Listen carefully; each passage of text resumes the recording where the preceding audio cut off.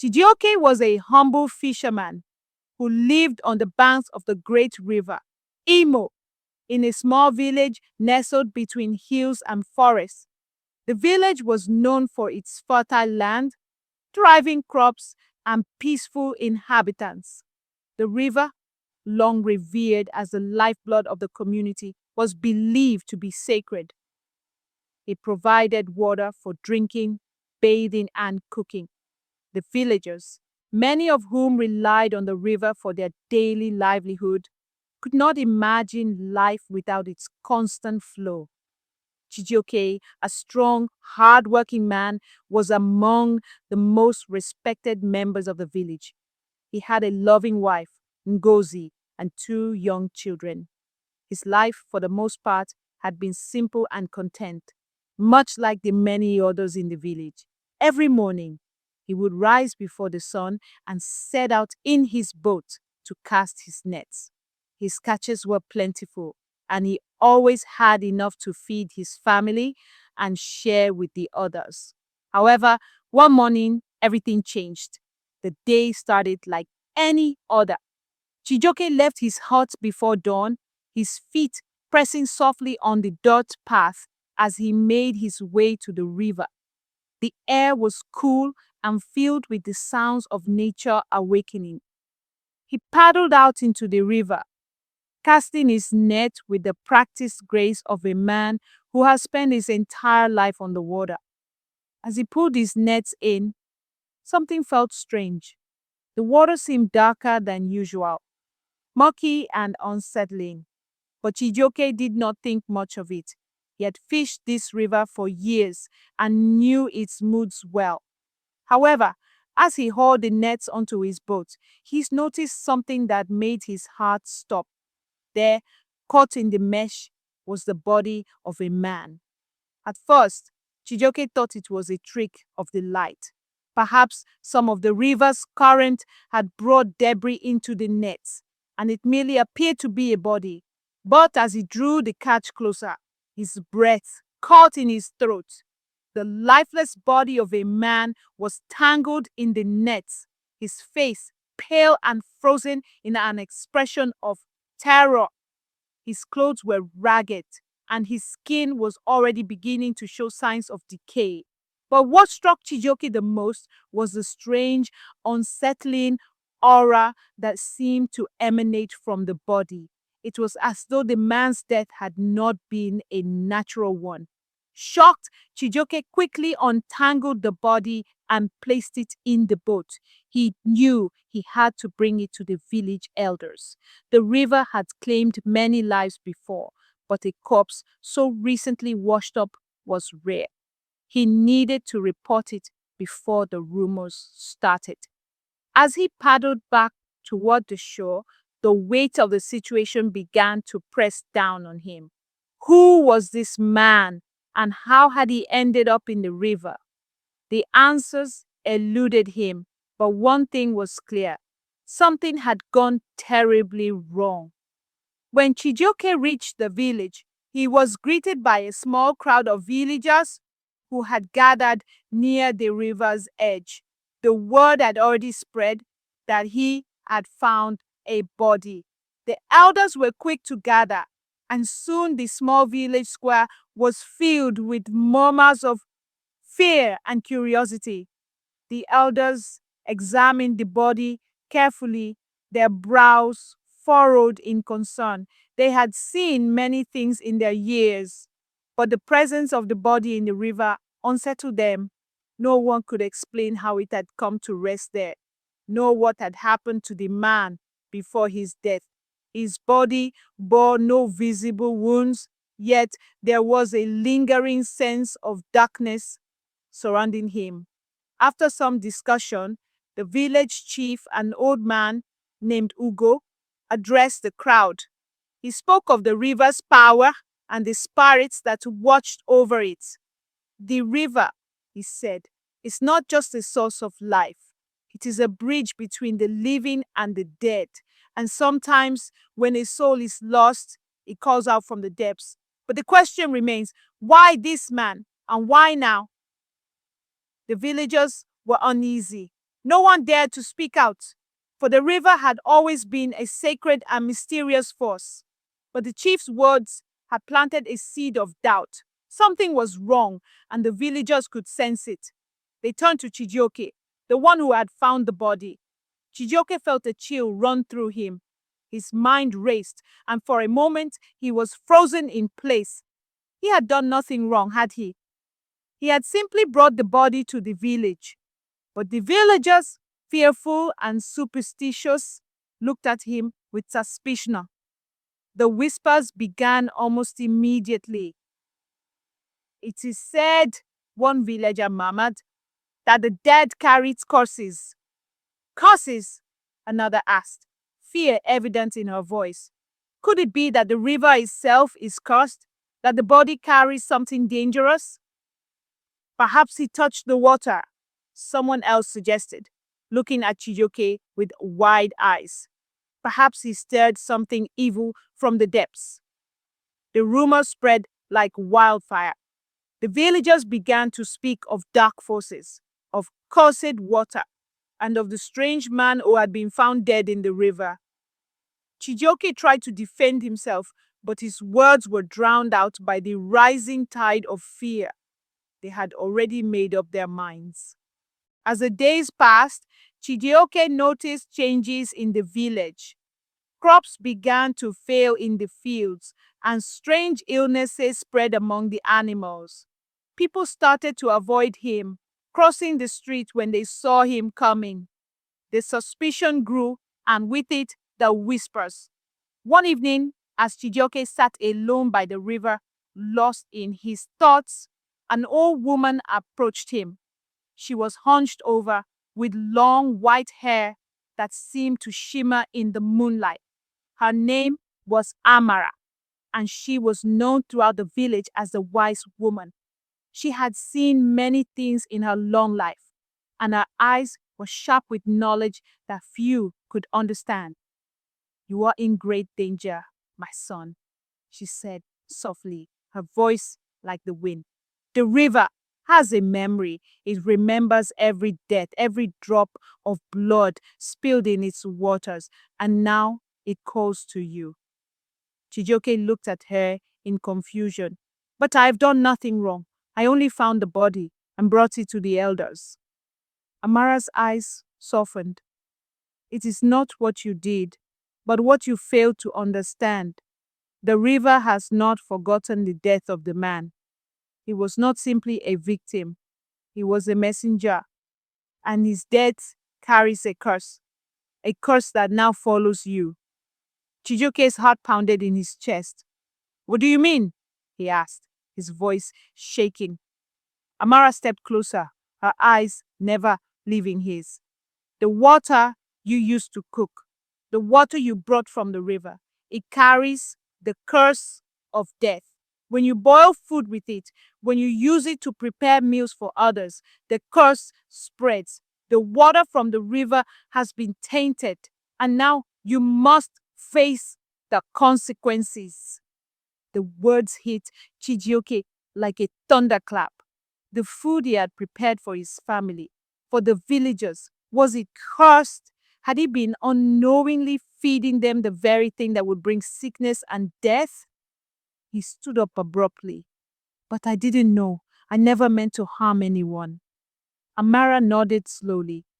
"I know, but ignorance does not absolve you. The villagers have already begun to suspect you. Soon they will come for you. They will say that you have used the corpse's water to poison them. They will say that your activities are dangerous, and if they are not stopped, they will turn their anger on you." Chijioke's mind raced. What was he supposed to do? How could he undo the damage? The village had turned against him, and now they saw him as the source of all their misfortunes. If he did not act quickly, he could lose everything. "You must find the source of the curse," Amara continued. "The river is the key. But be careful, Chijioke. The forces you are dealing with are powerful, and they will not let you go easily." Chijioke stood at the edge of the river, his heart heavy with confusion and fear. The words of Amara echoed in his mind. The river has a memory. It remembers every death, every drop of blood spilled in its waters. He had never considered that the river itself could be more than just a source of life. It had always been a companion, a gentle presence, something that sustained the villagers for generations. But now it seemed that the river had turned against him. As night fell, Chijioke found himself in turmoil. The village had begun to avoid him, the once friendly faces now replaced by distrustful stares. His wife, Ngozi, clung to him in silence, her eyes filled with sorrow. She had always been the strong one, the one who kept the family together. But now even she seemed unsure of what to believe. I don't understand, Chijioke, she said softly, her voice trembling. You brought the body to the village. You did the right thing. Why are they treating you like this? Chijioke shook his head, unable to answer her. He didn't have the words to explain. All he knew was that something dark had been awakened within the river. And now you had to find a way to make things right before the curse destroyed everything he held dear. The next morning, Chijioke set out for the village elders' gathering. He needed to speak with them, to find out what could be done to reverse the curse. Amara's words had filled him with dread, but they also gave him a glimmer of hope. The river is the key. If he could discover what had gone wrong, maybe he could undo the damage and clear his name. When he arrived at the elders' gathering, Ugo, the village chief, was seated at the center, surrounded by the other wise men and women of the village. Their expressions were grim, and when Chijioke approached, the tension in the air was palpable.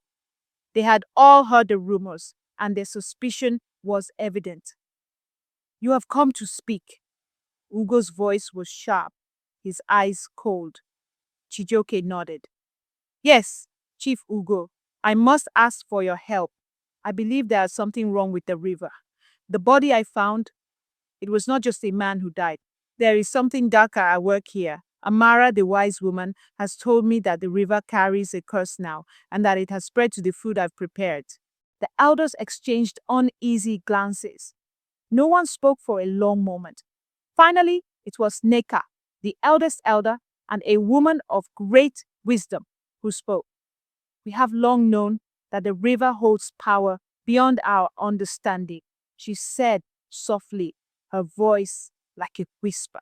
But it is not just the river that is cursed. It is the land, the people, the very heart of this village. There are forces at play that we cannot control. But why? Why now? Chijioke's voice cracked with desperation. What has changed? Why was the body in the river? Why has everything gone wrong since I brought it here? Ugo looked at him, his face lined with years of wisdom and sorrow. There are things in this world that we cannot see, Chijioke. There are forces beyond our understanding, spirits that dwell in the earth, in the water, and in the air. Some of them are benevolent, while others are not. This man you found was no ordinary soul. He was a messenger, sent to warn us of something far greater. But the true cause of this curse lies deeper. Chijioke felt a knot tighten in his chest. What do you mean? What is this curse? And how can I stop it? Neka's eyes softened, filled with sadness. The curse began long before you found the body. It began with a betrayal, a crime committed against the spirits of the river. The man who died, he was part of a group of men who desecrated the river many years ago. They disturbed its peace, took what was not theirs, and angered the spirits. The river has never forgiven them. But why was his body left for me to find? Chijioke asked, his mind racing with questions. What is it that I'm supposed to do? Ugo leaned forward, his voice low and solemn. You were chosen because you are connected to the river in a way that none of us are. Your fishing has always been more than just a livelihood to you. It is a bond with the river itself. You are meant to discover the truth, but now you must journey deeper into the heart of the river. Only by confronting the spirits of the water can the curse be lifted. You must ask for their forgiveness and restore balance to the land. Chijioke stood silent for a moment, his mind spinning with the weight of the task before him. He had always thought of the river as a provider, a friend, but now it seemed like something far more dangerous. Could he truly face the spirits of the river? And what would he find when he ventured into its depths? I will do it, Chijioke said, his voice resolute. I will go to the river's heart and seek the spirit's forgiveness. I will do whatever it takes to stop this curse. The elders nodded, their faces somber. You are brave, Chijioke, Neka said. But remember, the spirits are not easily appeased. They will test you. Be prepared for what you may face. As Chijioke left the gathering, he could feel the weight of his decision pressing down on him. The villagers had already turned against him. His reputation was ruined, and the curse was spreading with every passing day. If he did not succeed in lifting it, he would lose everything: his family, his home, and his very life. That night, Chijioke stood by the river once more, gazing at the dark water that had once been his ally. The moon hung low in the sky, casting a silver glow across the surface. The river seemed to hum with an eerie energy, as if it were alive, watching him. He stepped into his boat, paddling out into the night, the quiet of the river surrounding him like a shroud. The journey to the river's heart would not be an easy one. The elders had warned him, and now he had to face the unknown. As he traveled deeper into the river's winding course, the air grew thick with mist and the water turned black, almost as if it was swallowing him whole. The familiar sounds of the river seemed to fade away, replaced by an unsettling silence. Chijioke's heart raced as he continued on, unsure of what lay ahead, and then, in the distance, he saw it, a dark shape in the water. It was like a massive whirlpool, pulling everything toward it, the river's heart. Chijioke's breath caught in his throat. He had reached it. But now he faced the true test. Would he be able to survive the river's wrath, or would he too become a part of its dark history? Chijioke's boat creaked as it drifted toward the heart of the river, drawn inexorably toward the massive whirlpool that seemed to pulse with a life of its own. The air was thick with tension, and the very water around him seemed to move with an unnatural force, pushing him closer to the vortex.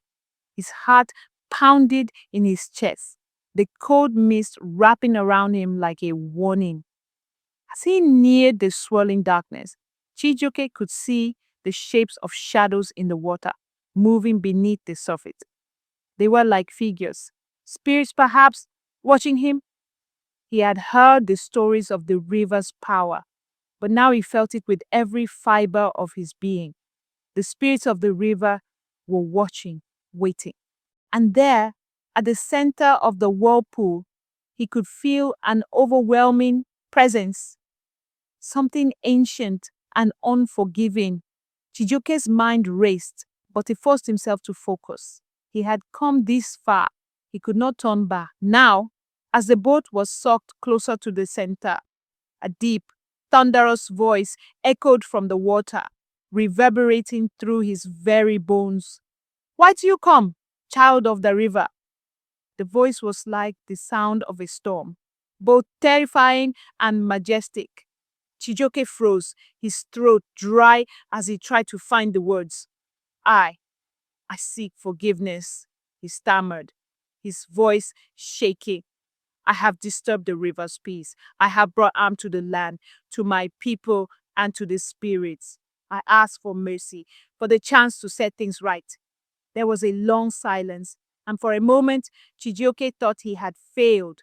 But then the river stirred, the whirlpool calming for just an instant, and the voice returned, this time softer, as though it were a whisper. You seek forgiveness, but the river has not forgotten the blood spilled upon its waters. The sins of the past cannot be undone so easily. What will you offer to restore balance? Chijoke's mind was spinning. He had nothing to offer, no treasures, no riches, no gifts that could repay the wrath of the spirits.